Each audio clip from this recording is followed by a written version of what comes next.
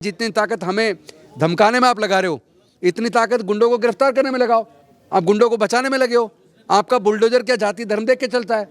यही घटना अगर किसी मुस्लिम ने, किसी दलित ने की होती तो आपका बुलडोजर अब तक उसके मकान को तोड़ चुका होता। लेकिन चूंकि जो अपराधी हैं, जिन्होंने हत्या की है, जिन्होंने बेटी को अगवा किया है, चूंकि वो ठाकुर जाति के हैं, तो आपके मुख्यमंत्री भी ठाकुर थे, आप उनको बचा रहे हैं। और हम किसी भी कीमत पर अब इस तानाशाह सरकार को, चूंकि जो गुंडई सरकार है, जो जाति धर्म के नाम पे खुलेआम लोगों की हत्याएं कर रही है, खास तौर पर एक्चुअली कल मैं नांदेड़ में था और नांदेड़ में फ़्लाइट कैंसिल हो गई तो मैं हैदराबाद होते हुए दिल्ली वापस आया रात। और हमने कल ही चिट्ठी मेरठ के एसपी को लिख दी थी, जिसमें हमने ये मांग की कि पीड़ित परिवारों को 2 करोड़ रुपया रोजगार मुआवजा मिले, एक परिवार के सदस्यों को नौकरी मिले सरकारी, और पीड़ित परिवार को सुरक्षा मुहैया कराई जाए, एक लाइसेंस गन का उनको दिया जाए, और मुलजिमों को 24 घंटे के अंदर गिरफ्तार करके टाइम बाउंड मैनर में इन्वेस्टिगेशन कंप्लीट करके फास्ट ट्रैक कोर्ट में 6 महीने के अंदर सज़ा सुनिश्चित की जाए। और साथ में एसपी साहब से हमने निवेदन किया था कि मैं खुद अपने साथियों के, अपने एक सांसद जो बाराबंकी से सांसद हैं, तनुज पूनिया जी, उनको साथ लेके और अपनी पूरी टीम को लेके पीड़ित परिवारों से मिलना चाहता हूं। और मैं कल आ रहा हूं, उनको संवेदना व्यक्त हम लोग करेंगे और आप कानून व्यवस्था को मेंटेन करने में मदद करें। लेकिन बड़े दुख के साथ कहना पड़ रहा है, 48 घंटे से ज़्यादा हो गए, अभी तक भी अपराधी पकड़े नहीं गए। जहां पुलिस के पास इतना अच्छा सर्वेलेंस सिस्टम है और टेक्नोलॉजिकल रूप से बहुत साउंड कर दी गई है पुलिस, उसके बाद भी आखिर क्या कारण है कि अभी 48 घंटे से ज़्यादा समय बीत जाने के बावजूद भी गुंडे खुले घूम रहे हैं? फिल्मी स्टाइल में एक बिटिया को उठा लेते हैं, दलित बेटी को उठा लेते हैं, माँ बचाने आती है, उसकी हत्या कर देते हैं और अब तक फरार हैं। और उसमें जब हम संवेदना व्यक्त करने परिवार से मिलने के लिए जा रहे हैं, पूर्व सूचना दे के जा रहे हैं, संविधान के दायरे में चल रहे हैं, तो हमें पुलिस ने बलपूर्वक रोक लिया। पहले तो जो सीओ थी, एक महिला सीओ आई, एक इंस्पेक्टर आए और काफ़ी पुलिस वाले थे, उन्होंने कहा जी आप आधा घंटे रुक जाइए, हम व्यवस्था कर दें, हम आपको लेके चलेंगे। हमने कहा कोई बात नहीं, हम लोग संविधान को मानने वाले लोग हैं, बाबा साहब अम्बेडकर को मानने वाले लोग हैं, हम लोग न्याय मांगने के लिए आए, हमको यहाँ उत्पात मचाने नहीं आए, तो हम आधा घंटा इंतजार कर लेते हैं। हमने आधा घंटे की जगह 1 घंटे इंतजार किया। उसके बाद एक एसपी आए और उन्होंने जिस तरीके से धक्का देने की कोशिश की, धमकाने की कोशिश की, हमने उनको कहा धमकाइए मत, आपको भी जो पावर मिली है ना, ये संविधान से मिली है, और हमको भी आज तक जो पावर मिली है वो संविधान से मिली है। हम सब लोग जनता के सेवक हैं, धमकाना बंद कीजिए। जितनी ताकत हमें धमकाने में आप लगा रहे हो, इतनी ताकत गुंडों को गिरफ्तार करने में लगाओ। आप गुंडों को बचाने में लगे हो। आपका बुलडोजर क्या जाति धर्म देख के चलता है? यही घटना अगर किसी मुस्लिम ने, किसी दलित ने की होती तो आपका बुलडोजर अब तक उसके मकान को तोड़ चुका होता। लेकिन चूंकि जो अपराधी हैं, जिन्होंने हत्या की है, जिन्होंने बेटी को अगवा किया है, चूंकि वो ठाकुर जाति के हैं, तो आपके मुख्यमंत्री भी ठाकुर थे, आप उनको बचा रहे हैं। अरे इसी वजह से आपका बुलडोजर भी खामोश है और हमें तो आप पीड़ित परिवार से मिलने भी नहीं दे रहे। कम से कम 3 घंटे तक वहाँ जद्दोजहद चलते, हम वहीं धरने पर बैठ गए, लंबे समय तक धरने पर बैठे रहे और वहीं हमने ऐलान किया कि हम लोग इसको पूरे राष्ट्र का आंदोलन बनाएंगे और आने वाली 12 तारीख को, परसों, हम लोग दिल्ली के जंतर मंतर पर 1 बजे एक विशाल प्रदर्शन करेंगे। हमने पुलिस को चिट्ठी भेज दी है, सूचना भेज दी है, और हम लोग प्रेस कॉन्फ्रेंस भी परसों करेंगे सुबह 11 बजे। और हम किसी भी कीमत पर अब इस तानाशाह सरकार को, चूँकि जो गुंडई सरकार है, जो जाति धर्म के नाम पे खुलेआम लोगों की हत्याएं कर रही है, खास तौर पर दलित, और वैसे भी यूपी तो पूरे देश में जितने दलितों पे उत्पीड़न के केस हुए हैं उसके 26% अकेले उत्तर प्रदेश के अंदर हुए हैं। ऐसे 5 राज्य हैं जहाँ 76% दलित उत्पीड़न के केस हुए, जिसमें उत्तर प्रदेश नंबर 1 पे है।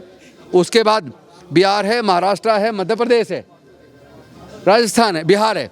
तो ये बीजेपी शासित राज्यों में ही आखिर जातिवादी गुंडे, मनुवादी सोच वाले लोग, जो मनुस्मृति से देश को चलाना चाहते हैं, जो लोग संविधान के खिलाफ हैं, मानवता के खिलाफ हैं, खुलेआम आखिर उन्हें इतने गुंडा करने की हिम्मत आती कहाँ से?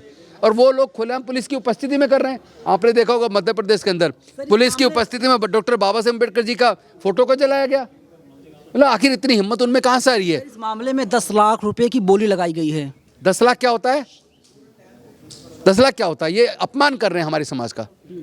हमने मांग की थी 2 करोड़ रुपए मुआवजा दो, पीड़ित परिवार को एक नौकरी दो, गुंडों को तुरंत 24 घंटे के अंदर गिरफ्तार करके और टाइम बाउंड मैनर में इन्वेस्टिगेशन करके फास्ट ट्रैक कोर्ट से सजा सुनिश्चित करो, साथ में सिक्योरिटी दो उनको। 10 लाख देना अपमान है, और ये दलितों का अपमान विशेष तौर पर मैं इसको समझता हूँ हमारा अपमान है। हम इस लड़ाई को किसी भी सूरत में लेट डाउन नहीं होने देंगे। पीड़ित परिवार के हम साथ खड़े हैं। वो लड़की का सर, वो लड़की कहाँ होगी, किस हाल में होगी? क्योंकि अभी तक पुलिस जो है लड़की को बरामद नहीं कर पाई है। ये बारे में सोच के बहुत दुखी हूँ। माँ तो चली गई, माँ की तो हत्या उन्होंने करी दी। अब उस बच्ची के साथ क्या क्या होगा, वो जिंदा भी है या नहीं है, हमें नहीं पता। लेकिन पुलिस ने जितनी ताकत हमें पीड़ित परिवार से मिलने से रोकने पे लगाई है, इतनी ताकत अगर वो गिरफ्तारी पे लगाती तो अब तक गुंडे सलाखों के पीछे होते।